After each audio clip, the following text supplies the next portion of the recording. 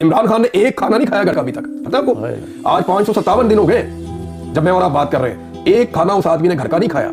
उस वक्त से लेकर अब तक एक खाना उसने घर का नहीं खाया। आपको पता है आखिरी तीतर उसने कब खाए थे? आप एक लाए होंगे। मैं जिस दिन मुल्क छोड़ रहा था ना, मैंने उसके लिए रखे हुए थे 10 तीतर सुसी पॉटेड।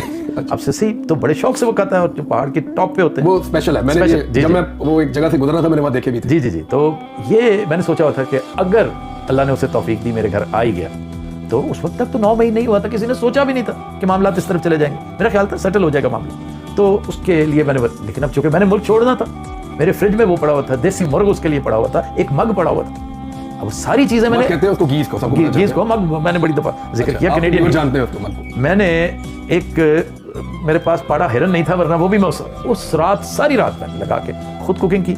2 मेरे साथ असिस्टेंट्स थे। मैंने कहा सुबह ये खान के पास पहुंचना है।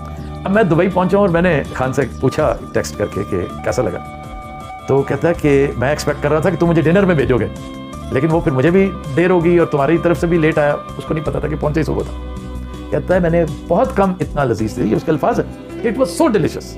और बातों बातों में मुझे याद आया कि खान, जो बात अभी तुम कर रहे थे ना इमरान, जो मुझे आखिरी डांट पड़ी है ना खान से, देखिए खान प्यार मोहब्बत तो सबसे करता है, डांट वो किसी किसी को सुनाता है। मुझे आखिरी डांट टेक्स्ट पे मिली, मुझे कहने लगे कि you sound very disappointed and डिसमेड। ऐसी बात नहीं करनी तुम, तो अगर तुम घबरा गए तो फिर तो इसका मतलब है कि तुम्हें सुनने वाले सारे जो हैं वो भी घबराएंगे और परेशान होंगे।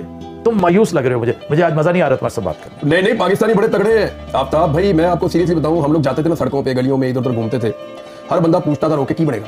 आपको पता है अब हर बंदा बताता है बनेगा। पहले हर बंदा पूछता था कौन जिम्मेदार है, अब हर बंदा बताता है कि ये जिम्मेदार है ना। और सदीक जान ने क्या खूबसूरत बात आज तुमने सुनाई, मजा आ गया सुन के यार। कौम की आंखों का ऑपरेशन, और कुछ कितना नहीं किता।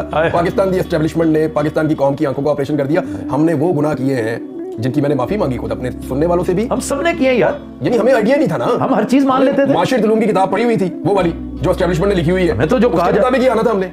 देखो ये वो फोर्स है जिससे ये महरूम हो गया। सर अब हम देखें ना, मकबूजा कश्मीर की हम बात करते हैं। मैं आपको सीरियसली बताऊं, अभी मैं अहमद फरहाद साहब का ट्वीट पढ़ रहा था, बड़ा बाकमाल आदमी, बहुत जबरदस्त इंसान। अहमद फरहाद साहब लिखते हैं कि आजाद कश्मीर का नौजवान एयरपोर्ट से एक और अगवा किया गया और अब लापता है चंद दिनों से। और वो ये क्लेम कर रहे हैं, और उन्होंने बताया कि आजाद कश्मीर से कई नौजवानों को गुज़िश्ता चंद महीनों में अगवा किया गया, लापता किया गया जबरी तौर पे। अब आप मुझे बताएं कि ऐसे मुल्क चलेगा? बलूचिस्तान में चले जाए, वो कहते हैं जी हमारे लोग लापता है। मैं आपको एक वाकया बताता हूँ। मैं बलूचिस्तान चला गया, ये जो फ्लड्स आए हुए थे हम इनकी मदद कर रहे थे, और आपने भी मेरे साथ बड़ा कॉन्टेक्ट किया था। भाभी आई थी मेरे पास, आपके कैंप भी आई, भाभी पूरा ट्रक भर के पूरा सामान लेके कहीं, उसने कहा मैं इमरान को क्यों ना दूं वो पंचायत, वो पूरा ट्रक भर के ले आई। तो मैंने कहा भाभी घर में सामान है, कहती बेटा ये सारा एक्स्ट्रा में खरीद के लाई, तो ये लेके जाओ उधर ना। तो मैं वो सामान लेकर गया, मैं बल्कि उनका बड़ा थैंक्स भी किया, आपको पैगाम भी मैंने भिजवाया था। वो खुद जाना चाह रही थी, मैं कहा किधर जाती फिरोगी, तो कहती मैं एतबार नहीं करती। जब तुम्हारा सुना ना उसने, हाँ वो खुद लेकर कहा बस अब मुझे जाने, मैं वो चला गया। अच्छा मुझे उन्होंने कहा कि मैं ये किराए के पैसे भी देती हूँ, ये सामान ले जाने के पैसे भी देती हूँ। तो वो साथ उन्होंने वो भी किया था हमारी टीम को ना। मुझे अच्छी तरह याद है, बलूचिस्तान गया मैं तो आफ्ताब भी, वहाँ एक बुजुर्ग मुझे मिलने के लिए आए। ये बारखान का इलाका है। हाँ जी, बारखान से आप किला सैफुल्ला गालिबन इलाके का नाम है, उस तरफ जाते, एक तो आपका डेरा बुट्टी की तरफ जाता है ना, एक आप जाते हैं पशीन की तरफ जी, किला सैफुल्ला, और उससे आगे फिर डेरा बुट्टी। उन इलाकों में ना बहुत तबाही फैली हुई थी। वो जो तबाही थी वो पूरे के पूरे गाँव मलिया मेट हो गए थे।